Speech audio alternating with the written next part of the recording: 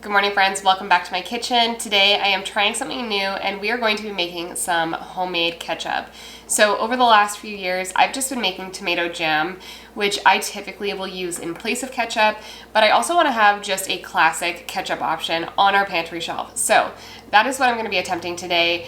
I went ahead and pulled out 15 pounds of tomatoes from the freezer that I froze at the peak of summer when I didn't have time to deal with them, and I need to start getting through those. So today we're just going to be experimenting and we'll see how this goes. So as I mentioned, I'm dealing with about 15 pounds of tomatoes today. I find that about 5 pounds fits in each gallon bag.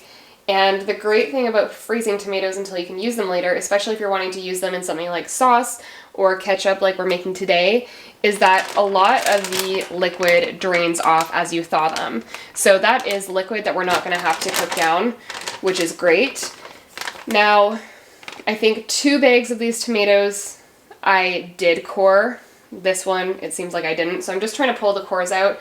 I'm not worrying too much about it because I am going to be running this through a food mill. I also find that the skins just slip off really easily, so I am going ahead and removing those if it's easy to do so. Again, if not, not a big deal because those are just going to come out when we run this through the food mill. Alright, so I have my 15 pounds of tomatoes here in my Dutch oven. I'm using a big mix of tomatoes. I'm using some Amish paste, Roma's, San Marzano. I've got Dr. Witchy's in here, lots of cherry tomatoes as well. I wasn't too picky about it. And I didn't even run these through a food processor or blender, chop them up, anything like that. Just threw them into my Dutch oven whole. And I'm going to put this over medium heat and allow these to cook for probably about 45 minutes or an hour or so before I run this through a food mill. The tomatoes have been simmering for about 20 minutes now, and I've just been reviewing the ketchup recipe in the Bulk Complete Book of Home Preserving. If you're looking for a basic canning book, this is a great one to have on hand. So the ketchup recipe is on page 252, and the recipe calls for 24 pounds of tomatoes. Now, I mentioned I'm using 15 pounds of tomatoes, so I've just made some notes here and adjusted the ratios of everything else to match the 15 pounds of tomatoes that I'm using.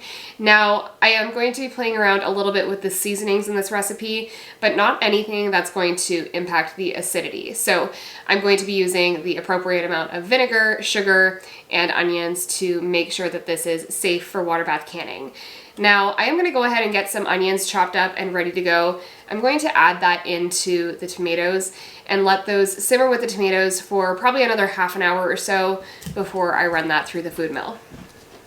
Alright, so for the original recipe, it calls for 3 cups of chopped onion.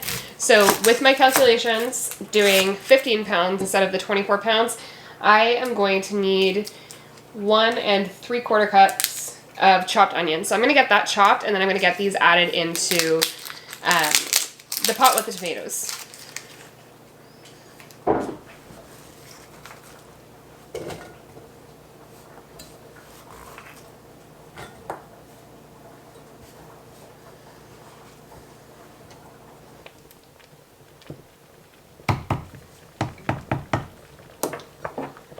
Alright, so adding in the chopped onion, and then I'm going to let this simmer for probably another 30 minutes or so, and then I will get this through the food mill.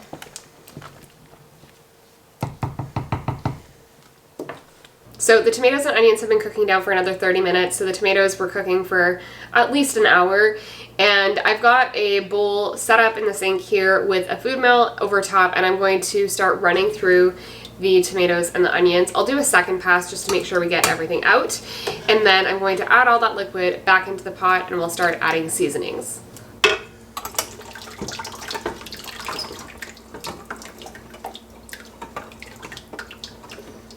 Alright, so I've gone ahead and pulled all the seasonings out that I'm going to need to finish off the ketchup. Now, looking at the Ball recipe book, it calls for bringing the vinegar to a boil and then to either some cheesecloth or a spice bag, adding whole cinnamon sticks, whole cloves, whole allspice, and celery seed, and allowing that to steep in the vinegar mixture before adding the vinegar to the tomatoes. Now, I'm skipping that step partially just to make this easier, but also because I don't have any whole allspice on hand right now. So I'm going to be adjusting the spices quite a bit I'm going to be using some ground spices in place, and I'm going to be significantly reducing them, partially because the ground is going to be stronger than the whole, but also because I've heard some people say that this recipe is a little bit too spiced based on their preference. So I'd rather start out on the conservative side, and I can always add in more later. So as always, I'll have the full original recipe in the description box down below, along with what I'm doing. So as you can see, this is really thin. It's going to have to thicken up for quite a while. And I'm going to be adding in a cup of sugar.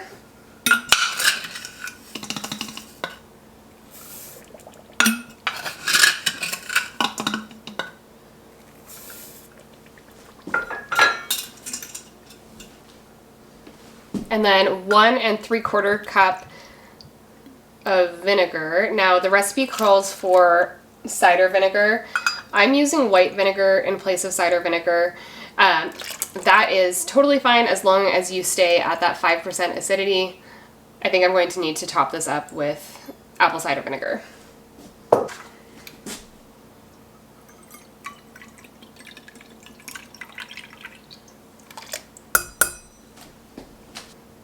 And then 2½ tablespoons of salt.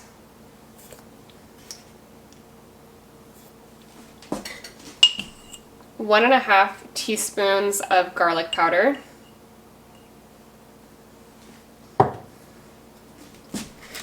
A half teaspoon of black pepper.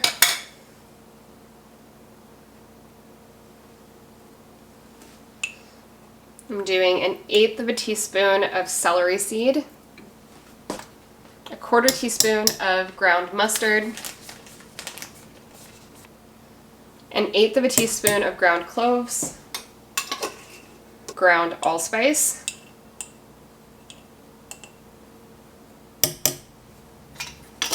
and 1/8 teaspoon of cayenne.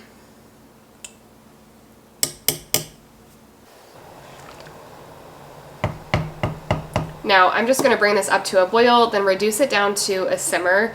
The recipe says it's going to only reduce for about 45 minutes. I know that there is no way that this is going to be thick enough in 45 minutes. This is going to be going for at least a few more hours. So I'll touch base in a few hours and we'll see where we're at. So the ketchup has been simmering for about 2 hours now, and we are getting really close. We just gave it a try and it is almost perfect. It needs a couple tweaks.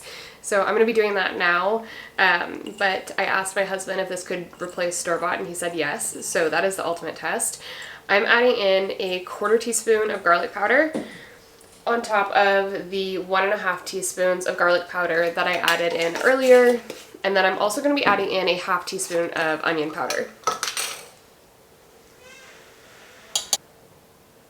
The ketchup got to the consistency that I'm looking for, so I'm just getting my jars filled to 1/2 inch of headspace. This turned out even better than I had hoped. So I'm super excited about that, and I'm excited that we're going to be able to replace one more tomato product on our pantry shelf. I've got 4-pint jars out here. I think I'm probably only going to get 3, but we'll see how far this gets us. So that gave me exactly 3 pints, which is good to know. So about 5 pounds of tomatoes per pint, which is kind of crazy to think about. And then I'm going to get these rims cleaned off really well, make sure there's no sticky residue that could interfere with them sealing properly. And then I'm going to get the lids on, rings on, fingertip tight, and get these into the canner.